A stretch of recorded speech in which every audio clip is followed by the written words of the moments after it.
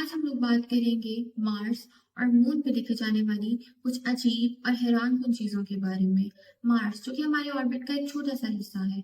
हमारा ऑर्बिट जो कि इस मिल्की वे का एक छोटा सा हिस्सा है। मिल्की वे जो कि यूनिवर्स का एक छोटा सा हिस्सा है, और यूनिवर्स जो कि मल्टी यूनिवर्स का एक छोटा सा हिस्सा है। और बात भी यहाँ पर खत्म नहीं होती। इससे आगे कितनी यूनिवर्सेस, कितनी मल्टी यूनिवर्सेस हैं, इसके बारे में अभी हम लोग नहीं जानते। एज ए मुस्लिम हम लोग इस बात पर यकीन करते हैं कि अल्लाह पाक ने फरमाया कि हजूर पाक सल्लल्लाहु अलैहि वसल्लम को तमाम जहानों के लिए रहमत बनाकर भेजा गया। तो क्या ये तमाम जहान सिर्फ अर्थ है? यकीनन नहीं। हमारे अलावा भी जहान हैं जहां हम जैसे या हमसे कुछ मुख्तलिफ लोग पाए जाते हैं। तो क्या वाकई में एलियंस हैं? और अगर हैं तो वो कहाँ रहते हैं, वो किस तरह से रहते हैं, उनकी टेक्नोलॉजीज किस तरह की हैं, क्या उनकी टेक्नोलॉजीज हमारे लिए खतरा है, और क्या हमें वो एलियन समझते हैं बिल्कुल वैसे ही जैसे हम उनको एलियन समझते हैं? तो इस बारे में हम लोग जानेंगे इस वीडियो में। तो चलिए चलते हैं वीडियो की तरफ। स्पेस में दूसरे प्लैनेट्स पर लाइफ है या नहीं, ये जानने के लिए हम लोग अरबों डॉलर्स खर्च कर चुके हैं। तो चलिए सबसे पहले शुरू करते हैं मून से। 3,84,000 किलोमीटर दूर अर्थ के गिर्द चक्कर लगाने वाले मून पर पहली दफा 1968 में स्पेसक्राफ्ट भेजा गया। उस स्पेसक्राफ्ट का नाम अपोलो 8 था और वो अर्थ ऑर्बिट की पिक्चर्स लेने के लिए भेजा गया था। उसमें 3 एस्ट्रोनॉट्स भी थे और वो पहले एस्ट्रोनॉट्स थे जो मून के करीब गए थे।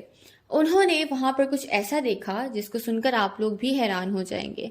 आप लोगों ने सनराइज और मूनराइज के बारे में तो बहुत बार सुना होगा, बल्कि देखा भी होगा, लेकिन आप लोगों ने कभी अर्थ राइज के बारे में ना तो सुना होगा ना देखा होगा।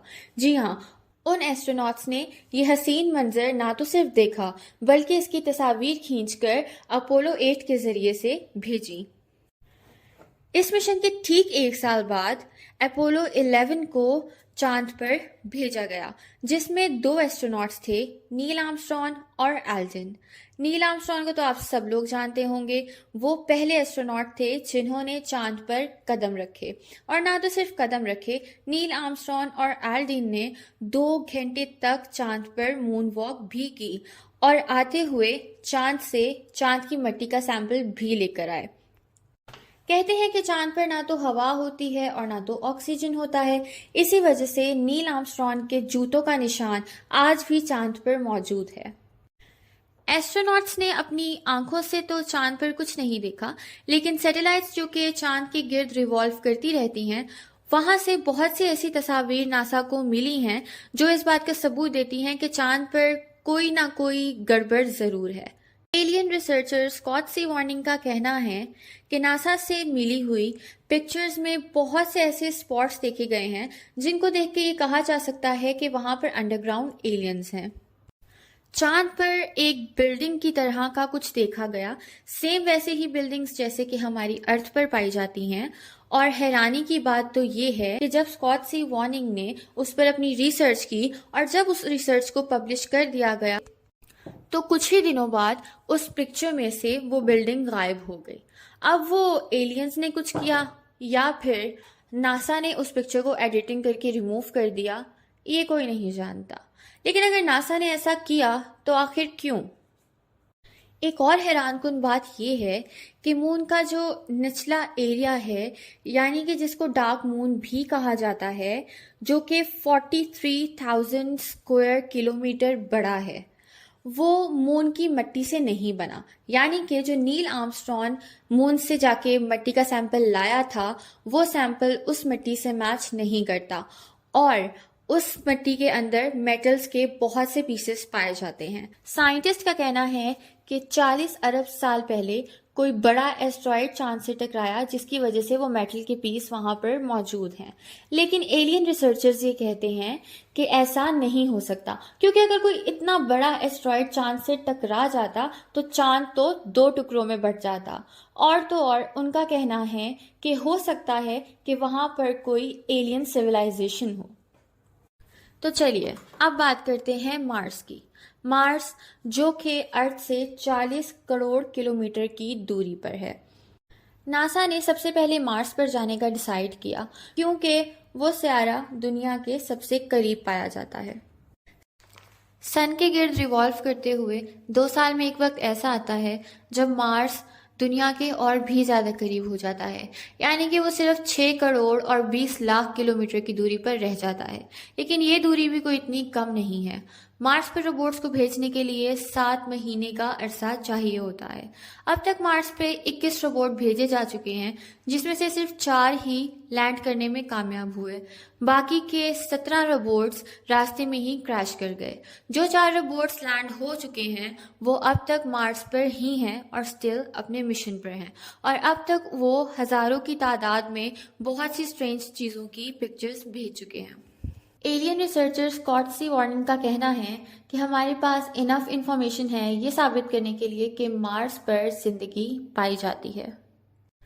پیرامڈس کے بارے میں تو آپ سب جانتے ہوں گے۔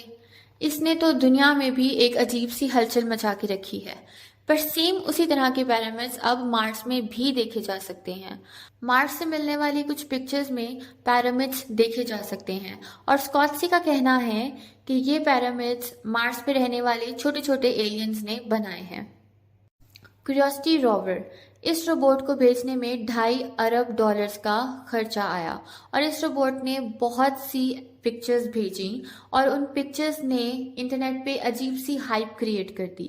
اس میں بہت سی اب نارمل چیزیں دیکھی جا سکتی ہیں، جس کو دیکھ کے آپ یہ شیورٹی سے کہہ سکتے ہیں کہ مارس میں کچھ نہ کچھ تو گڑبڑ ضرور ہے۔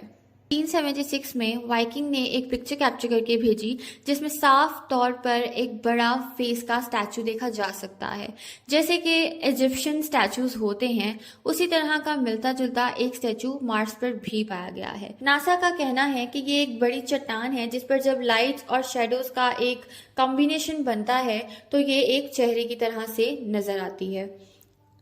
2014 میں کیوریوسٹی روور نے ایک پکچر سینڈ کی جو کہ بالکل ایک ہڈی کی طرح سے نظر آتی ہے۔ ایسا لگتا ہے کہ وہ ایک چھوٹی سی ہڈی ہے جو کہ اب گل چکی ہے۔ 2016 میں آنے والی پکچر نے پورے انٹرنیٹ کو ہلا کے رکھ دیا۔ جی ہاں، ایک کھوپڑی کی پکچر سامنے آئی اور پکچر میں صاف طور پر دیکھا جا سکتا تھا کہ وہ ایک کھوپڑی ہی ہے۔ اب اس کا تو مطلب یہی ہوا کہ یا تو وہاں پر کوئی لائف ہے، کچھ لوگ رہتے ہیں، یا تو پھر وہاں پہ کوئی لائف تھی جو کہ اب ختم ہو چکی ہے۔ 2014 میں آنے والی پکچر نے بھی بہت حیران کیا۔ اس پکچر میں دیکھا جا سکتا تھا کہ چٹانوں کے پیچھے سے ایک لائٹ نظر آ رہی ہے۔ ایلین ریسرچرز کا کہنا ہے کہ وہاں پر ایلینز موجود ہیں۔ 2018 میں آنے والی پکچر میں بھی ایک سٹیچو دیکھا گیا جس میں ایک فیس تھا، اور 2015 میں آنے والی پکچر میں بھی ایک فیمیل کا سٹیچو دیکھا گیا۔ اور تو اور یہ بھی کہا جاتا ہے کہ مارس میں بڑے بڑے سمندر دبے ہوئے ہیں۔ اسکاٹ وارننگ نے اپنے یوٹیوب چینل پر کہا ہے کہ مارس کے بارے میں جتنی ریسرچ ہو رہی ہے اتنے ہی ثبوت مل رہے ہیں کہ وہاں پر زندگی موجود ہے۔ ایلین ریسرچرز کا ماننا ہے کہ مارس بھی ارتھ کی طرح ہی ہری بھری اور ہوادار تھی، اور ایک وقت میں وہاں پر زندگی ہوا کرتی تھی جو کہ اب ختم ہو چکی ہے، اور ہو سکتا ہے کہ کچھ زندگیاں ابھی بھی وہاں پر موجود ہیں۔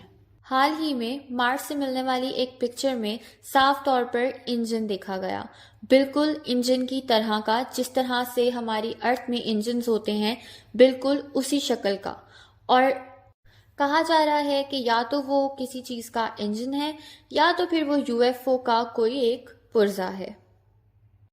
اس پر مزید ریسرچ جاری ہے، لیکن ایک بات تو پکی ہے کہ یا تو مارس پر زندگی تھی یا پھر ابھی بھی ہے۔ Thank you so much for watching. Hope you guys like the video. اگر آپ لوگ کو یہ ویڈیو پسند آئی ہو تو اس ویڈیو کو لائک کر دیں اور اپنے دوستوں کے ساتھ شیئر بھی کر دیں، اور اگر آپ لوگ کو اس طرح کی مزید انفارمیٹیو ویڈیوز دیکھنی ہے تو میرے چینل کو سبسکرائب کر دیں اور بیل آئیکن کو بھی پریس کر دیں۔ Thank you so much. اللہ حافظ۔